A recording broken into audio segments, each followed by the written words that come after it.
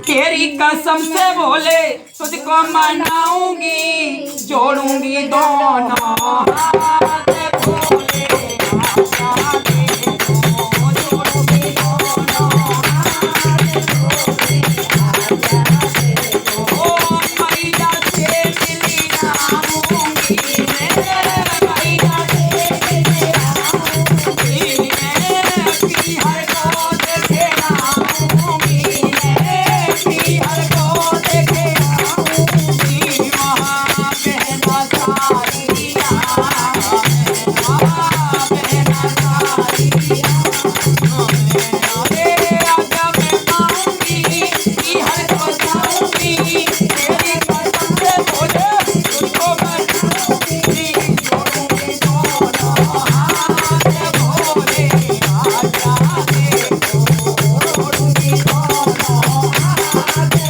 बोले आजा दे दो। बोले शंकर भगवान की जय।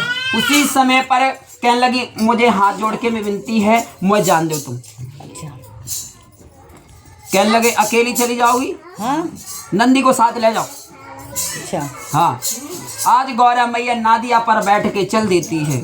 और जैसे ही राजा दक्ष के पास पहुंची, मैया मिली, बहन मिली, पर उस पिता दक्ष ने उस सती की ओर देखा भी नहीं। कहते हैं इसे तो बिना निमंत्रण के आ गई, और ये तो भोले को, इसने भोले के संग जबरदस्ती शादी करवाई थी। जब से मैंने मान लिया था कि मेरी बेटी ना है, पर हमने इसका भाग्य भी नहीं रखा यज्ञ में, और फिर भी आ गई बिना निमंत्रण। कहते हैं कि किसी के दरवाजे जाओ और अगर बिना बुलाए जाओ और वहाँ पे अपमान हो जाए तो वहाँ ऐसा लगता है कि मर जाए, मर गया। चाहे वो बापा का घर हो और चाहे पड़ोसियों को घर हो, काऊ के बिना बुला हुआ न जाओ, नहीं जाना चाहिए।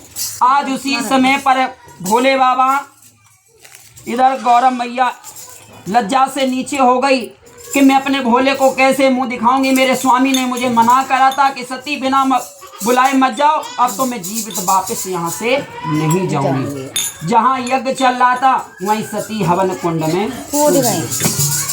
अब सती हवन कुंड में कूद गई। इधर नादिया ने देखा, अरे मैया तो हवन कुंड में कूद गई। नादिया भागा भागा पहुंचा भोले बाबा के पास, कहने लगे बाबा अरे उठो भोला काए लगाए गए तारी, उठो भोला काए लगाए गए तारी, भोले बाबा देखो दशा हमारी, भोले बाबा देखो दशा हमारी, मैया क्योंकि हवन कोना में, हवन कोना में, हवन कोना में जल गई तुम्हारा प्यारी, भोले बाबा देखो दशा हमारी, भोले बाबा देखो दशा हमारी, भोले बाबा सारे लगाए गए तारी, भोले बाबा सारे लगाए गए तारी, बेला का के नानी यारो, नानी यारो, नानी यारो, भोले बाबा देखो दशा हमारी, भोले बाबा देखो दशा हमारी। इधर भोले बाबा ने जब समाधि से तारी खोली तो उसी समय पर क्या हुआ कि नंदी क्यों रो रहा है, क्यों रो रहा है बता। क्यों रो रहा? भोले बाबा, माँ गौरा तो हवन कुंड में कूद गई, उनके पिता उस दक्ष ने उस सती की तरफ देखा भी नहीं, तो माँ लज्जा होके नीचे और उस हवन कुंड में से जलना पड़ा। एकदम भोले बाबा कहने लगे, लंबी सी जटाएं खींची और एक पत्थर से पटका, उससे कौन निकला? वीरभद्र, 1000 मुख 1000 पैर वाला। कहने लगा जाओ दक्ष का शीश काट कर लिया। आज जैसे ही वीरभद्र चला है उसी यज्ञ पे जहाँ दक्ष खड़ा था, आज उस दक्ष का शीश काट लिया गया। अब दक्ष का शीश काटा तो इधर क्या हुआ फिर, इधर मैना रानी कहने लगी कि शरण तुम्हारी भोले बाबा, पति जीवत कर दो अरज हमारी। कहने लगे भोले बाबा, मेरे स्वामी को जो उनसे गलती हुई मैं मुझे माफ कर दो, मेरे स्वामी को जीवन दान दे दो। आज भोले बाबा ने कहा, देख कोई भी ऐसी माँ होए जो अपने बच्चे से उल्टा मुख करके सोती हो, अगर उसका शीश मिल गया तो तेरे पति अवश्य जिंदा हो जाएंगे। तो आज भोले बाबा ने गढ़ को भेजा, सभी चल देते हैं गण जितने भी उसके भोले बाबा के गण थे।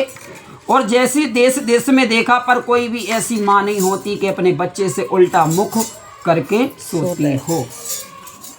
कहते हैं वो चिड़िया भी होती है तो अपने बच्चे की तरफ मुख करके सोती है, चाहे इंसान का बच्चा हो और चाहे जानवर का हो।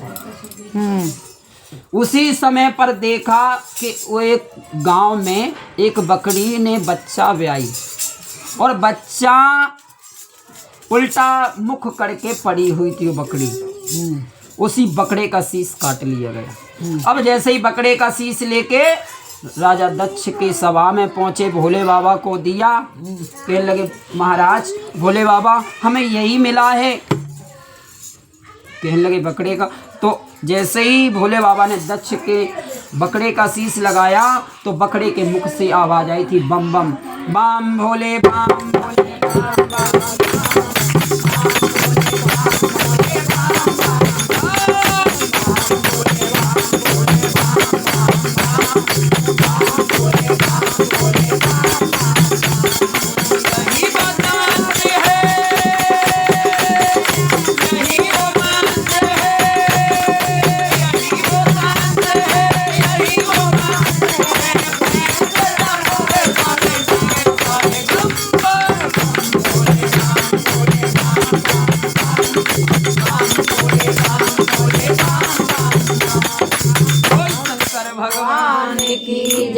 आज उसी समय पर उस बकरे के मुख से भोले बाबा की आवाज आने लगी तो इधर दक्ष भी जीवित हो जाते हैं।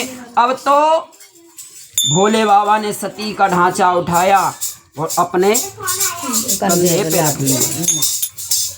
अब जैसे ही भोले बाबा जहाँ जहाँ घूमे, जहाँ जहाँ मैया के अंग गिरे थे वहाँ वहाँ सुंदर सुंदर स्थान बन गए।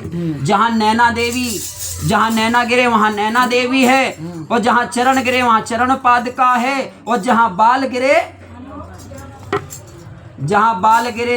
का है?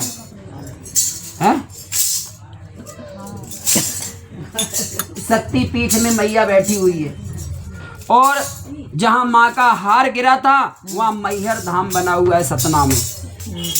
आज मैया के सुंदर सुंदर स्थान जहाँ जहाँ उनके अंग गिरे।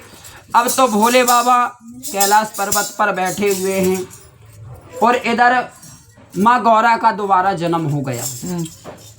दक्ष की यहाँ खुशियाँ होने लगी और माँ गौरा ने जन्म ले लिया। अब गौरा इतनी सयानी हो गई कि शादी के योग हो गई। अब गौरा मैया भोले का ही बंधन अभिनंदन करती थी, कहती थी कि मैं अगर पति किसी को बनाऊंगी तो भोले बाबा को, नहीं तो अन्यथा कुंवारी ही मर जाऊंगी। आज उसी समय पर भोले बाबा इधर क्या हुआ, भोले बाबा क्या करने लगे, कहने लगे नाथ ब्याह कर लो, बिना अकेले घर ना चलत है। कहने लगे ठीक है, क्या करें बताओ। गौरा मैया ने जन्म लिया कि नहीं? गौरा मैया ने तो जन्म लिया, तुम पहले हाँ कर दियो। विष्णु भगवान पूछ रहे हैं भोले बाबा से कि आप ब्याह कर लो दूसरो।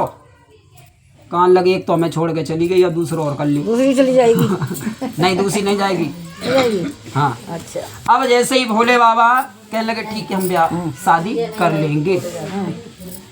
इधर अब नारद को बुलवाया गया।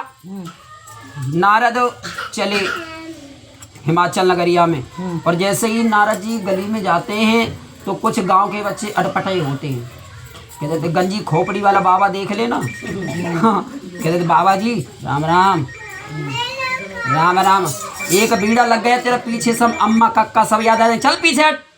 एक बोलो सनकी बाबा है मात देगो।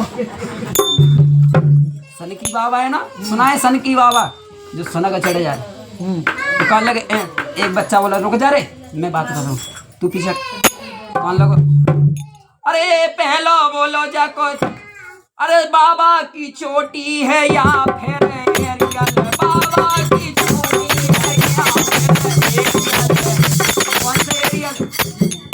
अंटीना वाली, कपड़ा धोए वाला एरियल ना है, अंटीना वाली। एंटीना वाला जो टावर है, अगर फोन के टावर काम ना करें, हेलो हेलो टावर ही ना आए तो क्या करेंगे मामा? हाँ सब यही को सिम को कारामात है यहाँ पे। अरे बाबा की चोटी है यहाँ पे, दूसरो बोलो जाको खो पड़ा है नारियल, दूसरो बोलो जाको खो पड़ा है नारियल। एरियल पे आए नारियल पे एरियल ना चढ़ाओ एरियल